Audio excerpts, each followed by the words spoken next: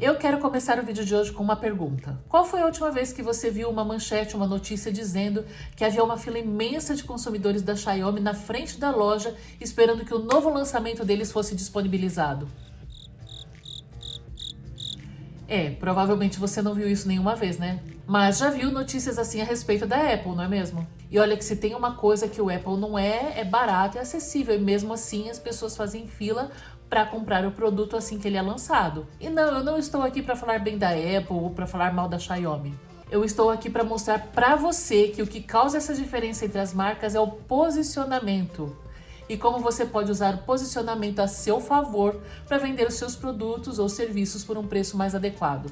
O meu nome é Lilian Larroca, eu sou profissional de marketing há mais de 9 anos e há 7 anos eu participo da construção do posicionamento digital de algumas das marcas de saúde mais relevantes do Brasil. Agora eu saí dos bastidores para mostrar como você também pode alcançar esse resultado usando as suas redes sociais para atrair clientes qualificados.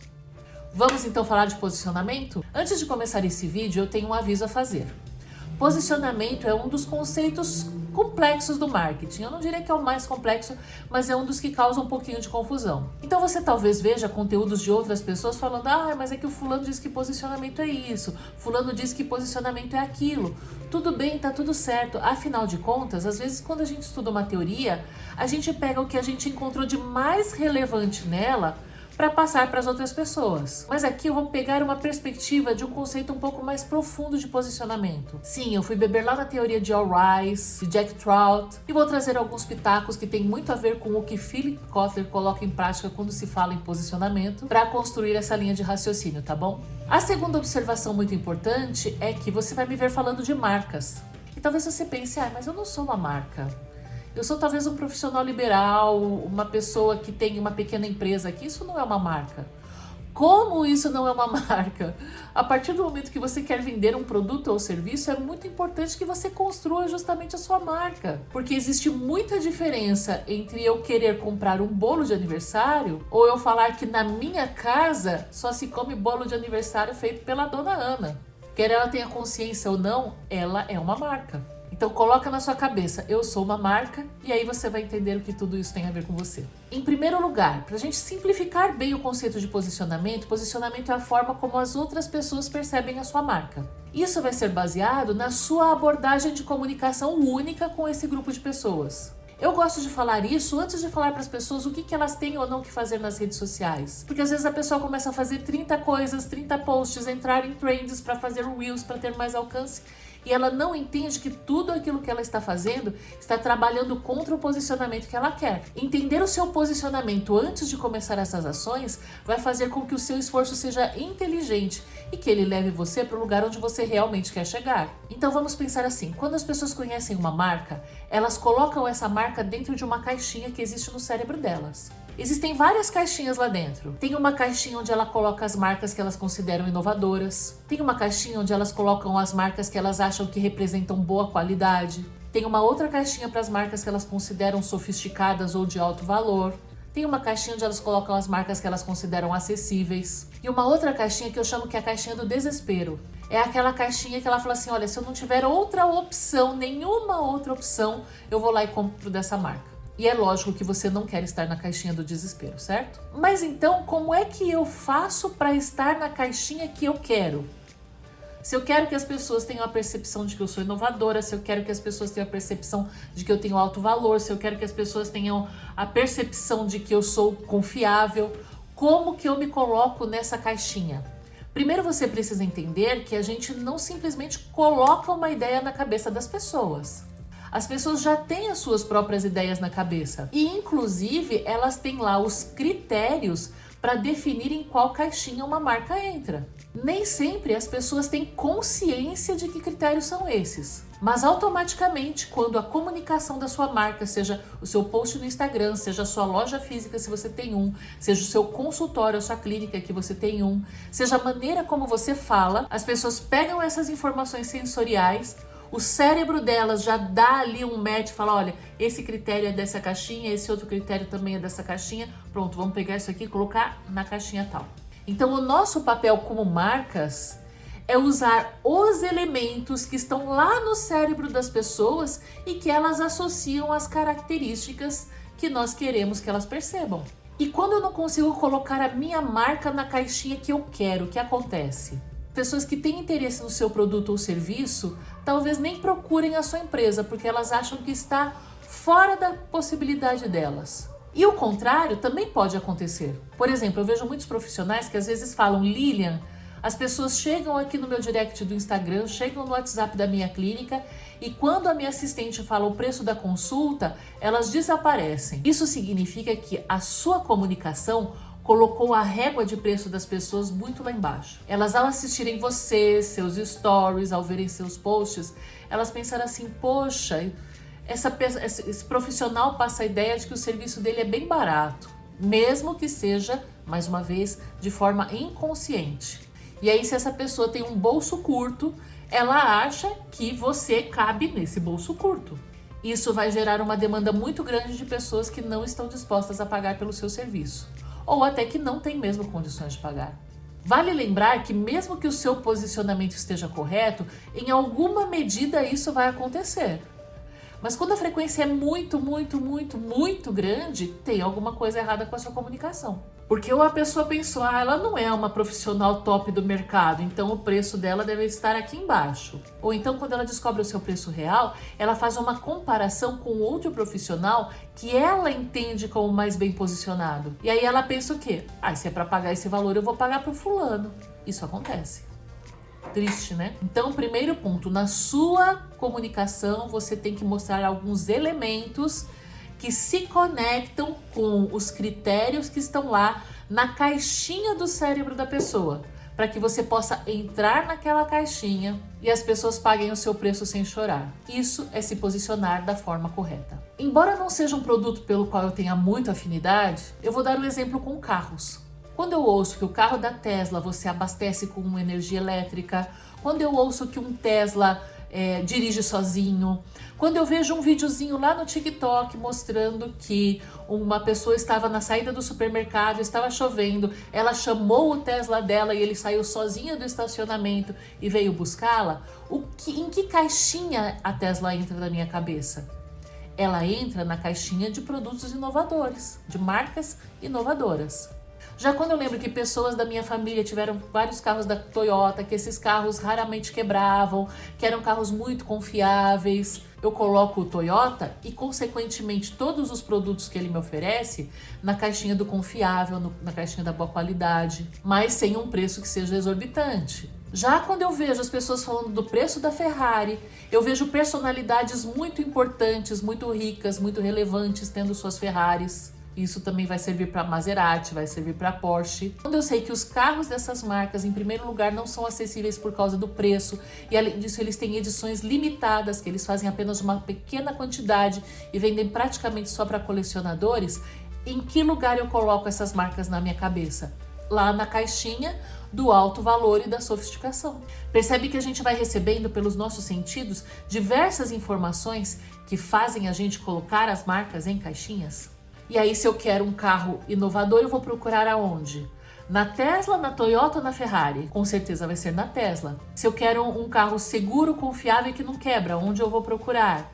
Na Toyota e assim por diante. Não existe a menor chance de eu querer uma Ferrari, gente, pode esquecer. Tá, agora você entendeu o que é posicionamento, né?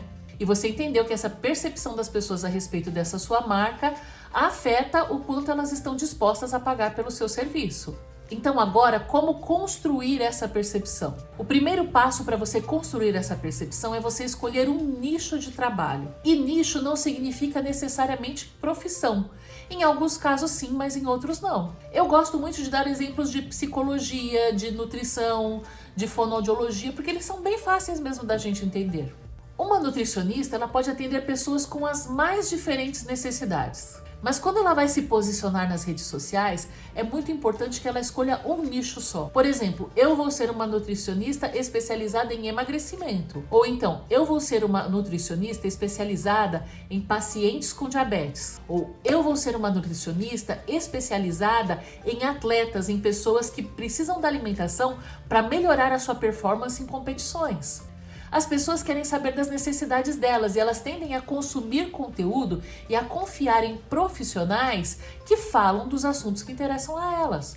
Então, se eu acredito, por exemplo, que o meu corpo está completamente inflamado e que eu preciso mudar a minha alimentação e o meu estilo de vida para desinflamar, eu vou ouvir a pessoa, o nutricionista, que fala sobre isso. Não vou seguir um nutricionista que fala de diabetes só porque o meu vizinho tem diabetes. Não me interessa. Eu quero saber de quem fala do meu problema. Então, o primeiro ponto para você estabelecer o seu posicionamento é você escolher um nicho.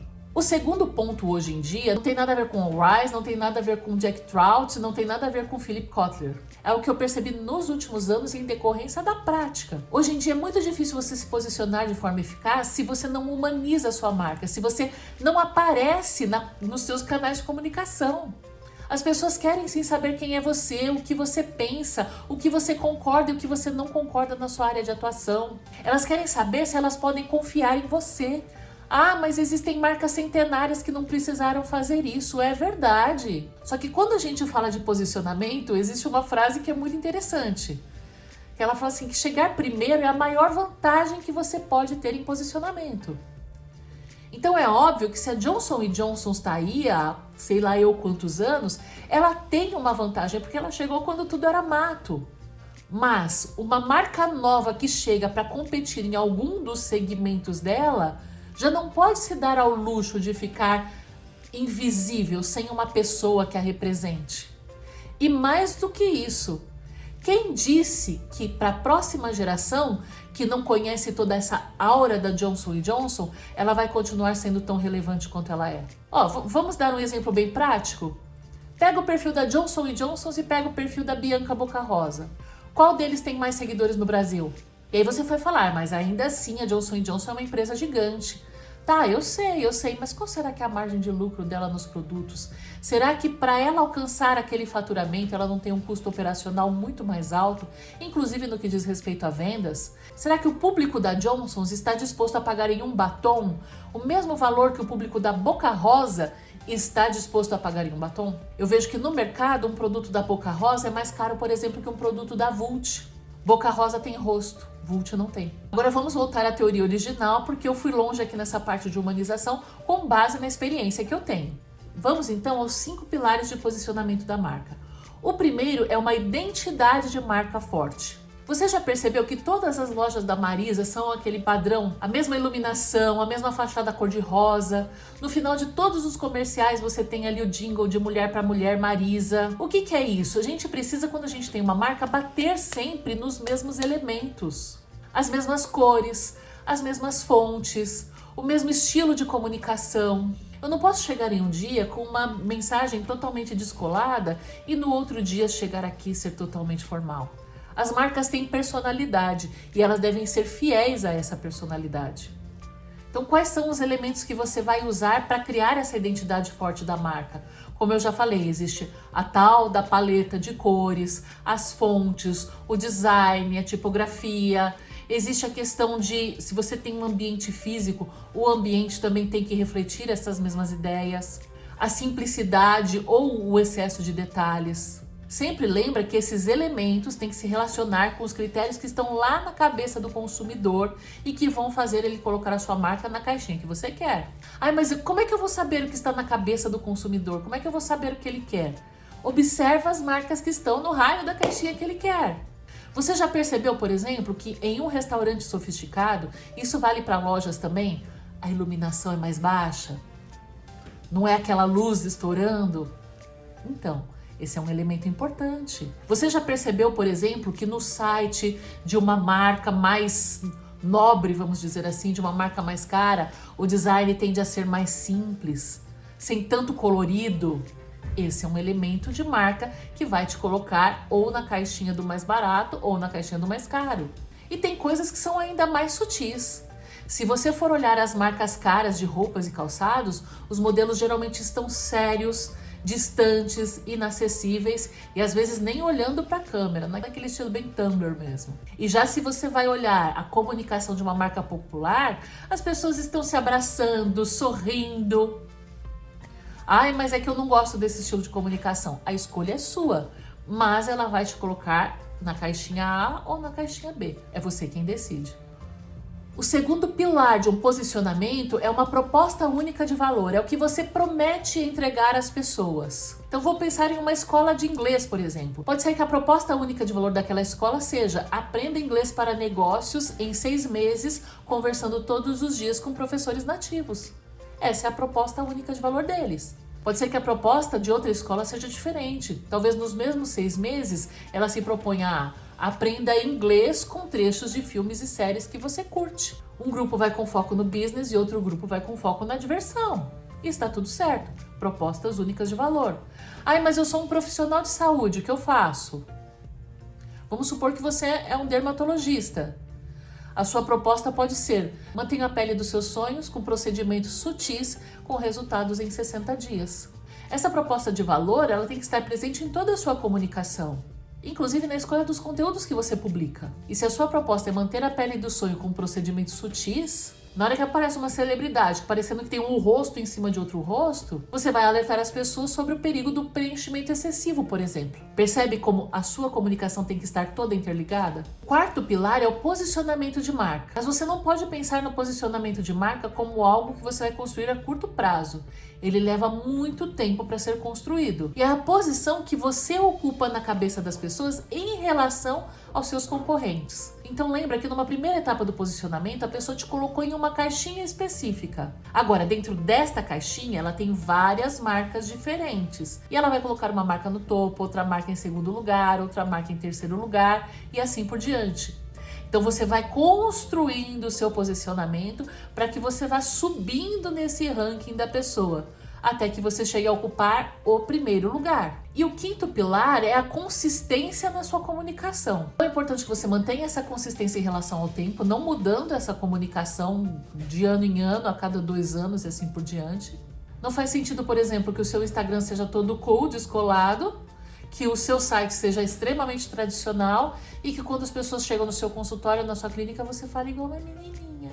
Consistência, de ponta a ponta na sua comunicação. Essa consistência gera confiança e isso é essencial. Agora você já sabe quais são os pilares do posicionamento e que eles devem ser aplicados inclusive nos seus canais digitais. Ficou com alguma dúvida? Tem alguma pergunta a respeito desse assunto? Quer ver mais exemplos de como esse posicionamento funciona na prática? Então me segue lá no Instagram, no perfil A Lilian do Marketing, que é onde eu trago exemplos muito mais atuais, mostrando como o posicionamento funciona, para que você, inspirado nesses exemplos, consiga construir um posicionamento estratégico que atrai clientes qualificados como aqueles que você deseja conquistar.